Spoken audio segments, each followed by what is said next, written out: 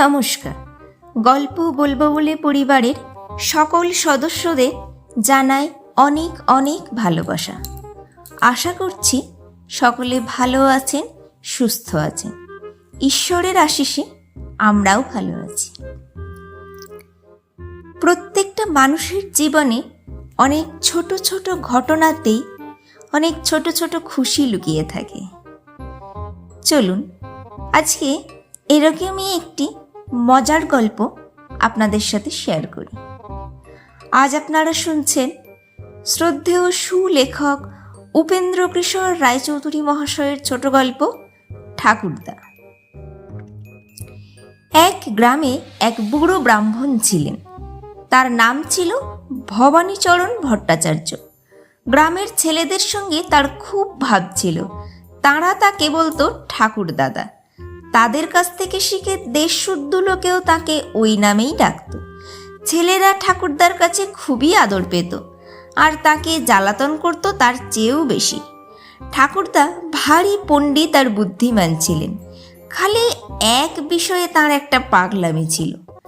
পেয়াদার নাম শুনলেই তিনি ভয়ে কেঁপে অস্থির হতেন। ছেলেরা সে কথা খুব ভালোই জানত আর তা নিয়ে ভারী মজা করত। ঠাকুরদা রোজ তার চণ্ডীমণ্ডপের সামনে বসে পুঁথি লিখতেন। সেই সময় মাঝে মাঝে পাড়ার এক একটা দুষ্টু ছেলে দাড়ি পরে লাল পাগড়ি এঁটে মালকোচ্চা মেরে লাঠি হাতে এসে ঘরের আড়াল থেকে গলা ভার করে বলতো, ভবানী ভট্টাচ কন হ্যাঁ? ঠাকুরদা তাতে বিষম থতমত খেয়ে ঘাড় ফিরিয়ে যদি লাল পাগড়ির খানিকটা দেখতে পেতেন তবে আর সে পাগড়ি কার মাথায় সেই কথার খবর নেওয়ার অবসর তার থাকতো না। তিনি অমনি এক দৌড়ে বাড়ির ভিতর গিয়ে একেবারে দিদিমার কাছে হাজির হতেন। ছেলেরা বলে যে তখন নাকি প্রায়ই ঠাকুরদাকে স্নান করতে হতো, কিন্তু সে বোধহয় তাদেরই দুষ্টুমি। যা হোক, এমন বিষম ভয়ের কাণ্ডটা যে ছেলেদের কাজ এ কথা মুহূর্তের তরেও ঠাকুরদার মাথায় আসতো না। তিনি ছেলেগুলিকে বাস্তবিকই খুব ভালোবাসতেন। তার কুল গাছটিতে কুল পাকলে তাদের সকলকে ডেকে ডেকে একটি একটি করে কুল প্রত্যেকের হাতে দিতেন। কাউকে বঞ্চিত করতেন না, একটি বেশিও কখনো কাউকে দিতেন না। সেই পরগনার ভিতরে এমন মিষ্টি কুল আর কোথাও ছিল না। কাজেই একটি খেয়ে ছেলেদের যেমন ভালো লাগতো আর খেতে না পেলে তাদের অমনি কষ্টও হতো। তবু এমন কথা শোনা যায়নি যে ঠাকুরদার দেওয়া ছাড়া আর একটি কুল কেউ কখনো তার গাছ থেকে খেতে পেরেছে। তার চণ্ডীমণ্ডপ থেকে সেই কুল গাছটি পরিষ্কার দেখা যেত। সেদিকে কাউকে দিতে দেখলে তিনি কেড়ে বলে এমন বিষম হাঁক দিতেন যে কি বলবো। তখন আর হাত পা সামলে ছুট দেবারও উপায় থাকতো না। 2 মাইল দূর থেকে লোকে বলতো, ওই রে ঠাকুরদা তার কুল আগলাচ্ছেন। খালি একবার ছেলেরা ঠাকুরদার কাছ থেকে 1 পোয়া সন্দেশ আদায় করেছিল। ঠাকুরদা চণ্ডীমণ্ডপের সামনে বসে এক মনে পুঁথি লিখছিলেন। তিনি দেখতে পাননি যে এর মধ্যে ওপাড়ার বসেদের বানরটা কেমন করে ছুটে এসে সেখানে উপস্থিত হয়েছে আর তার 35 বছরের পুরনো বাঁধানো হুঁকোটি নিয়ে গাছে উঠেছে। তারপর তামাক খেতে গিয়ে দেখেন কি সর্বনাশ। বানরটিকে তিনি কত ঢিল ছুঁড়ে মারলেন, কত লম্বা লম্বা সংস্কৃত বকুনি বকলেন, কিছুতেই তার কাছ থেকে হুঁকোটি আদায় করতে পারলেন না। লাভের মধ্যে সে বেটা তাকে গোটা 10 ভেঙচি মেরে হুঁকো শুদ্ধ পাশের বাড়ির আমবাগানে চলে গেল। সেদিন ছেলেরা না থাকলে ঠাকুরদার আবার তার হুঁকোর মুখ দেখবার কোনো আশাই ছিল না। তিনি তাদের সন্দেশ কবুল করে অনেক কষ্টে তাদের দিয়ে বানরের হাত থেকে হুঁকোটি আদায় করালেন।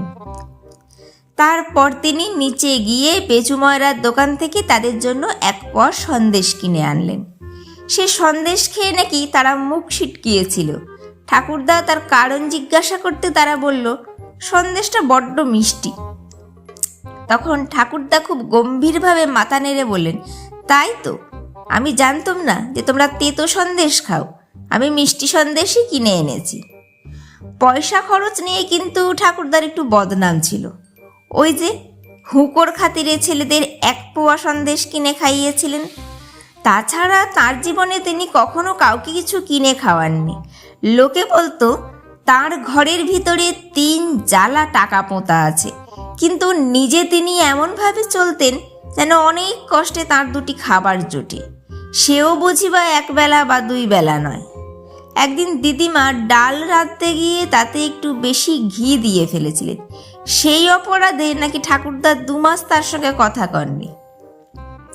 ছেলেরা তার সেই সন্দেশ খেয়ে অবধি তার উপর কম চটেছিল না। না, চটবে নাই বা কেন? সেই হতভাগা বানরটার কাছ থেকে হুঁকো আদায় করতে গিয়ে তারা কম নাকাল হয়েছিল? 20 জন মিলে 3টি ঘন্টা ধরে তারা সেদিন কত গাছই বেয়েছে, কত ছুটোছুটি করেছে, কত কাদায় লাগিয়েছে, কত বিছুটির ছেঁকাই খেয়েছে। তার পুরস্কার কি না 1 পোয়া সন্দেশ? তখন ছিল পুজোর সময়। কুমোরদের বাড়িতে অনেক ঠাকুর গড়া হচ্ছিল। তার তামাশা দেখবার জন্য সকালে বিকালে ছেলেদের প্রায় সকলেই সেখানে যেত। সেইখানে তাদের একটা মস্ত মিটিং হলো। ঠাকুরদাকে জব্দ করতে হবে। তিনি যেমন সন্দেশ খাইয়েছেন, তাকে দিয়ে কিছু বেশি হতে টাকা খরচ করাতে পারলে তবে তাদের দুঃখ মেটে। কিন্তু এমন লোকের পয়সা তো সহজে খরচ করানো যেতে পারে না। কি উপায় হতে পারে? কতজনা কত কথা বলতে লাগলো। কেউ বলল চল ঠাকুরদার কুল গাছ কেটে ফেলি, কেউ বলল তার হুঁকো লুকিয়ে রাখি। কিন্তু এইসব কথা কারুর পছন্দ হলো না। এমন কুল গাছটা কাটলে ভারী অন্যায় হবে। হুঁকো লুকিয়ে রাখলেও শেষটা তাকে ফিরিয়ে না দিলে চলবে না। তাছাড়া এইসব করলে তাকে আর টাকা খরচ করানো হলো কই? ঠাকুরদাকে ছেলেরা আসলে ভালোবাসত।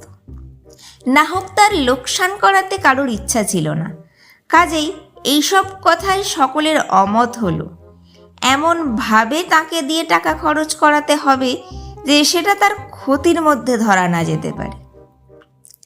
ছেলেরা দেখলো কাজটি তেমন সোজা নয়।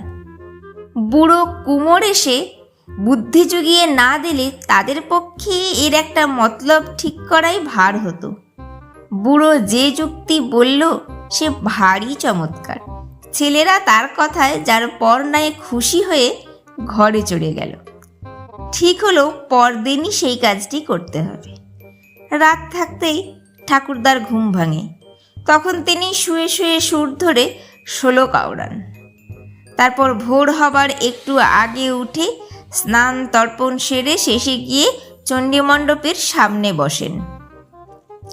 সেদিনও দোয়েল ডাকবার আগেই তিনি জেগে সবে বলেছেন ব্রহ্মা মুরার স্ত্রী পুরান্তকারী। অমনি বাইরে কে যেন ডাকলো, ভবানী ভট্টাচ ঘর মে হ্যাঁ?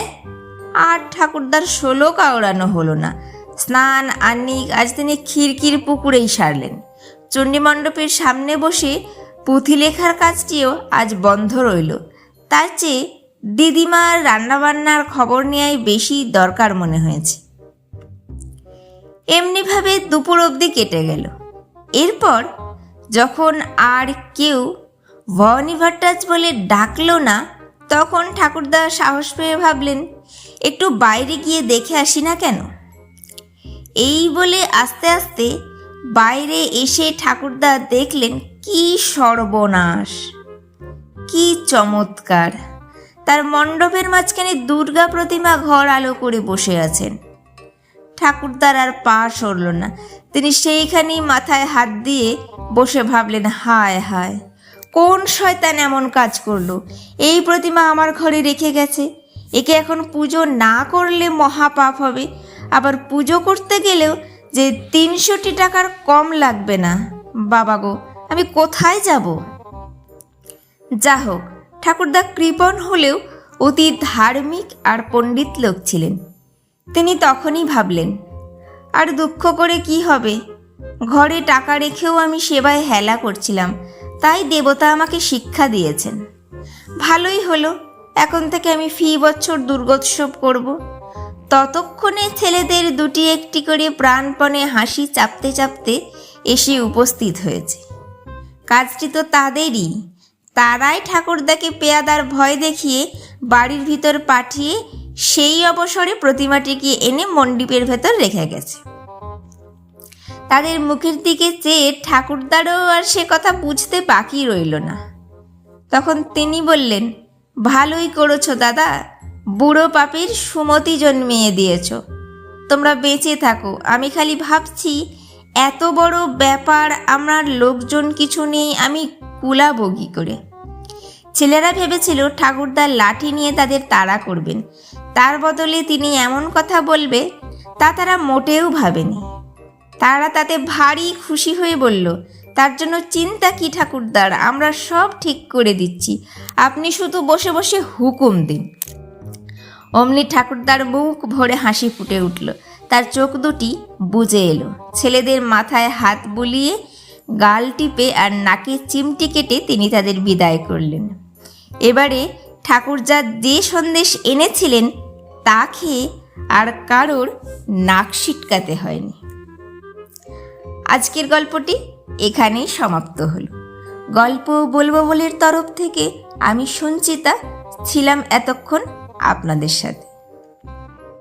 গল্পটি কেমন লাগলো অবশ্যই কমেন্ট করে জানাবেন। গল্পটি ভালো লাগলে একটি লাইক করবেন ও আপনার সকল প্রিয়জনের সাথে শেয়ার করবেন। আর এইরকম আরও নিত্য নতুন গল্প শুনতে হলে গল্প বলবো বলে চ্যানেলটি সাবস্ক্রাইব করে আমার পাশে থাকবেন। আজকের মতো বিদায়।